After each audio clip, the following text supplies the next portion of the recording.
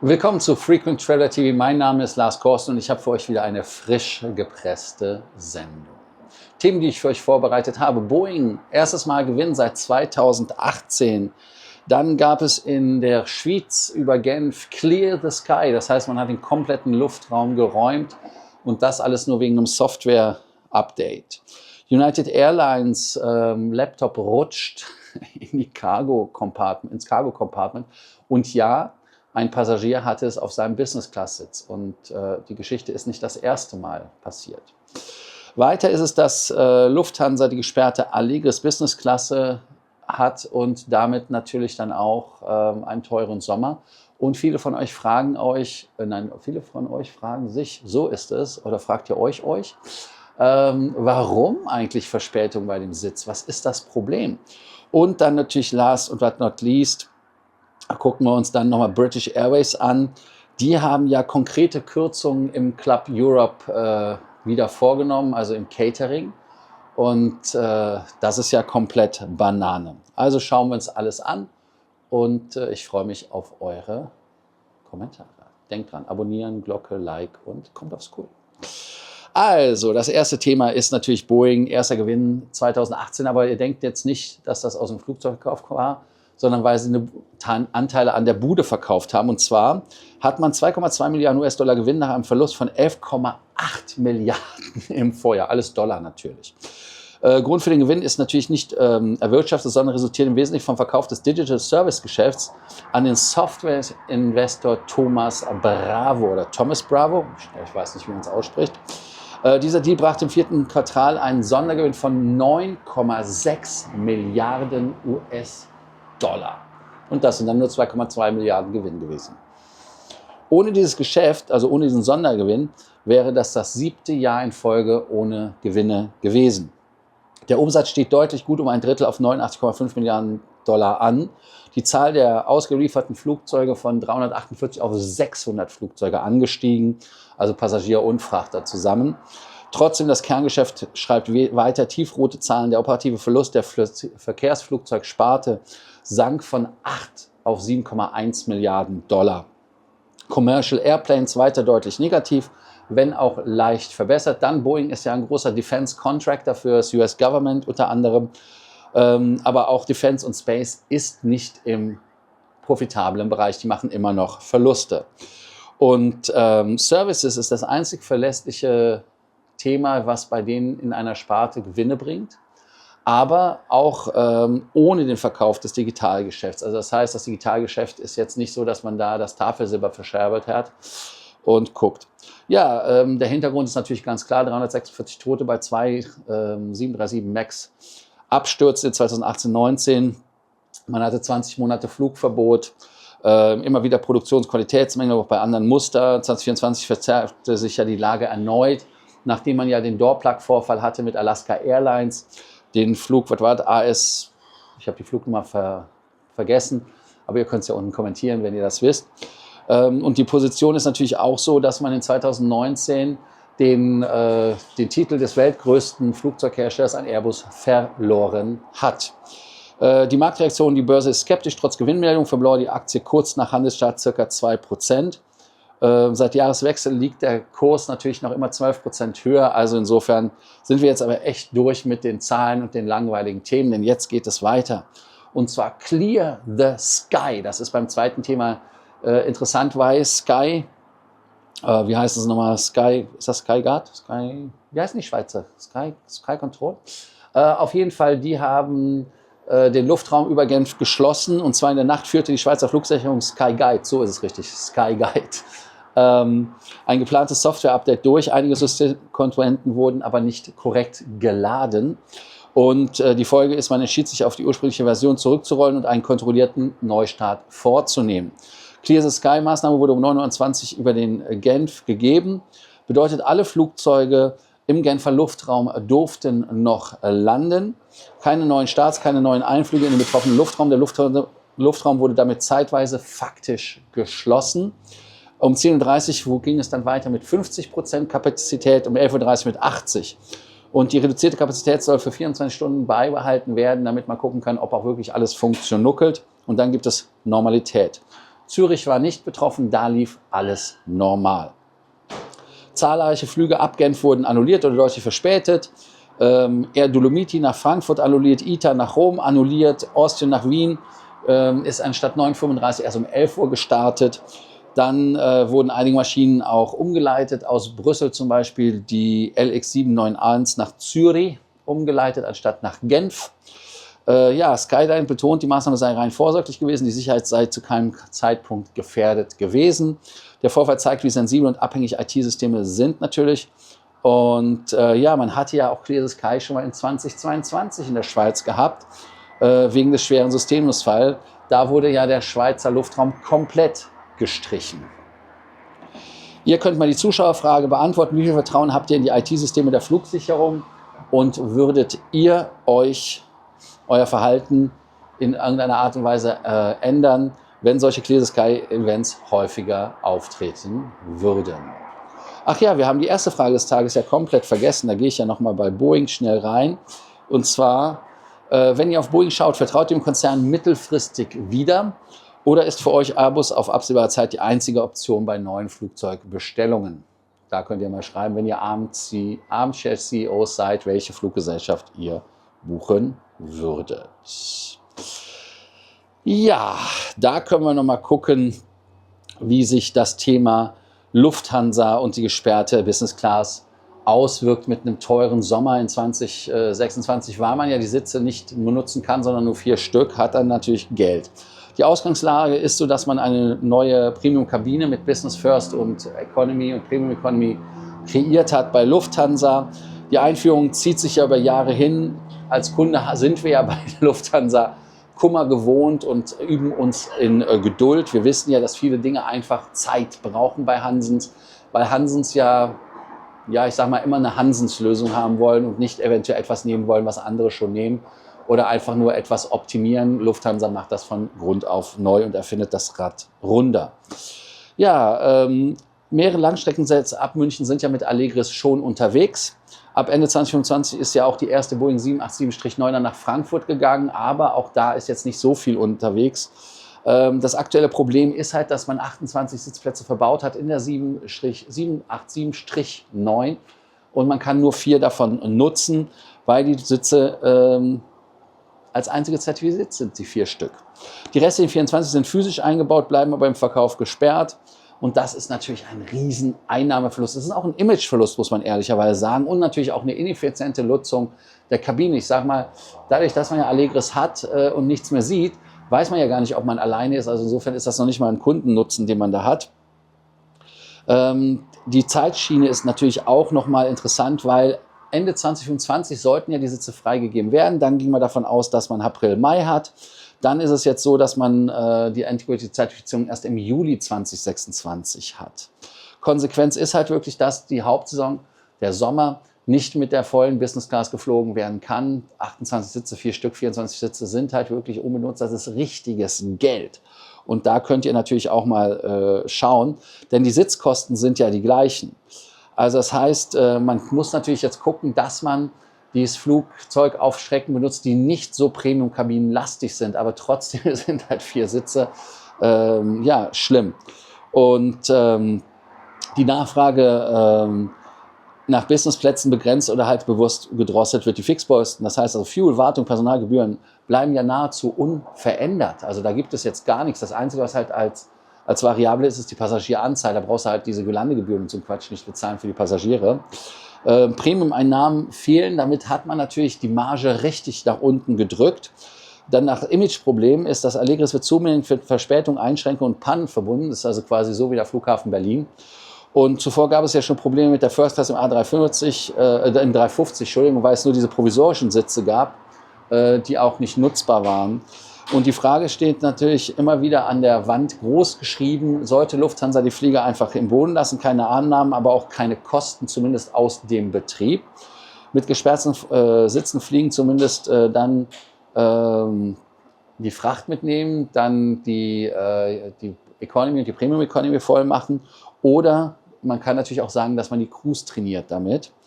Also man hat sich für Weiterfliegen entschieden, betriebswirtschaftlich nachvollziehbar, aber schmerzhaft. Und man kann natürlich jetzt auch sagen, dass das von Lufthansa Managementfehler sind. Man hat vierstrahlige Flugzeuge damals gekauft. Wir können das alles mal uns angucken. Sonderwege ist halt bei den Sitzen. Ware von der Stange hätte man nehmen können. Nein, man muss das Rad neu erfinden mit Allegris. Ignorieren von Markttrends, auch der 23 LR, XLR und so weiter. Lufthansa sagt, nee, ganz klar nein. Andere machen da was falsch. Ich kann es euch ehrlicherweise nicht sagen, was da wahr ist. Dann ist es ja auch so, dass man natürlich eventuell von eurer Seite auch Management-Konsequenzen ziehen möchte. Der Einzige, der, glaube ich, noch so gefühlt da ist, ist ja Carsten Spohr, der Rest ist ja weg. Und ihr könnt dann die Zuschauerfrage des Tages beantworten. Wenn ihr heute eine teure Langstreckenbusiness buchen müsstet, gebt ihr Lufthansa mit Allegris und all den Verzögerungen noch eine Chance oder geht ihr direkt zu Airlines wie Swiss oder aber Austrian, was ja noch okay ist. Aber dann gibt es ja auch Air France, KLM und andere, die natürlich ein Produkt haben.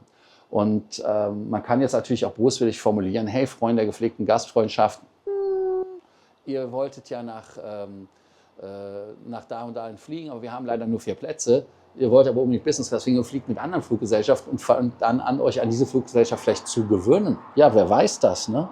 Also da gibt es ja schon wirklich Themen. Viele fragen von euch, warum die Zertifizierung so lange dauert und wer ist schuld? Ist es Collins, der Sitzhersteller, also einer der 3 Sitzhersteller, FAA und die Sitzzertifizierung in einem Wort. Und ich denke mal, dass da für viele natürlich die Frage interessant ist, deshalb mache ich da mal einen eigenen Themenbereich zu auf. Und zwar, der Sitzhersteller ist in der Verantwortung. Ein zentraler Hersteller Allegris Business Class Sitze für die Boeing 787 ist halt Collins Aerospace. Und Collins soll bestätigt haben, dass es Verzögerungen bei der Produktion und der Zertifizierung gibt. Jetzt kann man natürlich auch ehrlicherweise sagen, ja gut, Collins ist halt jetzt der Arsch, aber man kann auch ehrlich sein, dass während Covid natürlich Lufthansa gesagt hat, nee, wir möchten das Projekt erstmal kurz auf Stopp setzen. Und dann ist natürlich das ganze Projekt auf Stopp gesetzt worden, um Kosten zu reduzieren, weil sie halt gedacht haben, sie überleben es sonst nicht, was ja auch richtig ist eigentlich. Aber das hat natürlich einen ganzen Rattenschwanz hinter sich gezogen. Und die Probleme liegen damit nicht allein bei Lufthansa, aber natürlich in dem Zusammenspiel von Herstellern, Airline und Behörden. Und das Sitzdesign ist ja auch relativ komplex, wenn wir ehrlich sind. Die Allegris in der Business Class ist deutlich komplexer als ein Standard-Layout. Mehrere verschiedene Sitztypen in einer Kabine. Wir erinnern uns, der Thron, die Suites, Full-Flat-Varianten, langer Sitz, kurzer Sitz und so weiter und so fort. Und für jede Kombination aus Sitztyp und Flugzeugtyp ist ein einziger Zertifizierungsprozess nötig. Also das heißt, jedes Mal muss, Entschuldigung, nicht ein einziger, sondern ein eigener. Und das erhöht den Aufwand. Strukturtest, 16G Crashtest muss bestanden werden. Befestigung, Lastennachweis, Evakuierungs-, Brandschutz- und Systemsicherheitstest. Und dann kommt die Rolle der FAA dazu. Die FAA für die 787-9 unter US-Muster verlangt die FAA, also die US-Luftaufsichtsbehörde, für die es nicht wissen, das ist die Federal Aviation Administration, die hat besonders strenge Prüfungen. Das heißt also, nur die vorderen Business-Sitze haben das alles gemacht und die restlichen Sitze dürfen verbaut, aber nicht für Passagiere freigegeben werden, bis alle Anforderungen der FAA erfüllt worden sind. Allegris wurde ja 2017 angekündigt, nächstes Jahr ist es 10 Jahre alt. Und die Rollouts hätten ursprünglich deutlich früher stattfinden sollen. Aber die Lieferengpässe bei Komponenten, pandemiebedingte Unterbrechung, die ich ja schon erwähnt hatte, teilweise reduzierte Entwicklungsarbeit während Covid, weil Lufthansa ja die ganze Sache bewusst dann runtergefahren hat. Laut Aussagen von Carsten S. aus M. Hat die Entscheidung während der Pandemie zu bremsen die heutige Lage natürlich mit beeinflusst. Klar, logisch, ne, wenn du auf die Spaßbremse drückst. Konsequenz ist natürlich, dass man kurzfristig massive Einnahmeverluste hat bei Lufthansa für die gesperrten Sitze. Unklare Kommunikation für die Kunden, ab wann man das jetzt endlich buchen kann, ab welche Kabine vollständig auch nutzbar ist. Ist ja auch ein bisschen spooky, wenn man ehrlich ist. Mittelfristig verspätete Flottenmodernisierung, Wettbewerbsnachteil gegenüber Airlines, die auf bewährte Katalogsitze setzen. Das heißt also, dass man halt Sitze nimmt, wie so ein Super Diamond oder sowas, der natürlich geil ist. Wenn die Zertifizierung abgeschlossen ist, hat Lufthansa ein differenziertes Premium-Produkt, aber bis dahin ist viel Goodwill und Umsatz verbrannt und natürlich auch von uns als Passagiere. Ich sag mal, wenn man 10 Jahre an etwas rumödelt, dann muss man auch ehrlicherweise sagen, dass das Ganze auch dann 10 Jahre alt ist. Ja, da könnt ihr ja einfach mal was zu sagen. Hättet ihr als Airline-Manager lieber Standard-Business-Produkt von der Stange, das schnell zertifiziert ist, oder würdet ihr wie Lufthansa so ein extrem komplexes System nehmen, individuelle Premium-Produkte setzen und dafür jahrelange Zögerungen in Verzögerungen in Kauf nehmen. Antwortet das einfach mal, ob ihr da der bessere Armchair-Manager wärt.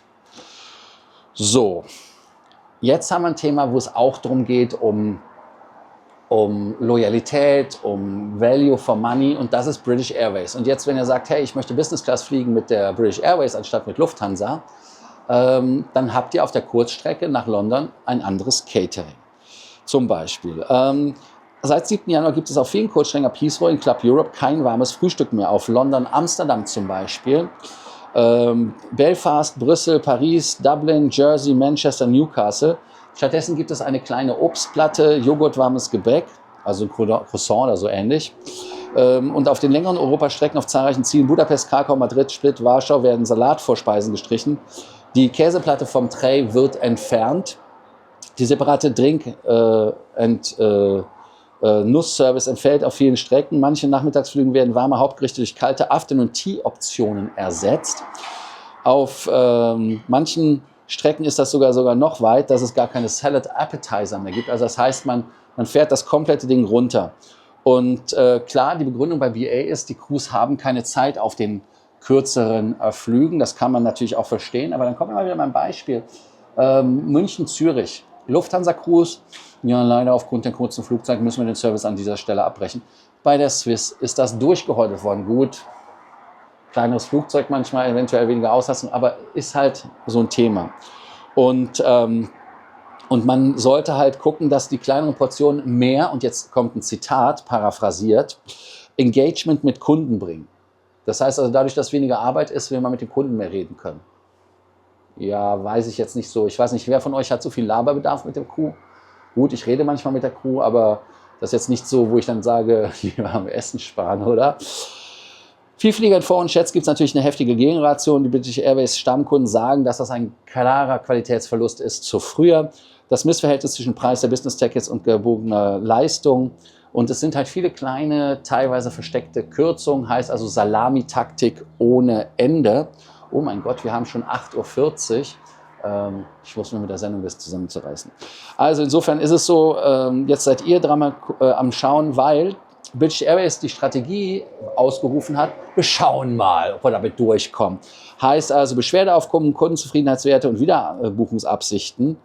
Bleiben die Kennzahlen unterhalb der Toleranz, sollen die Kürzungen dauerhaft bleiben.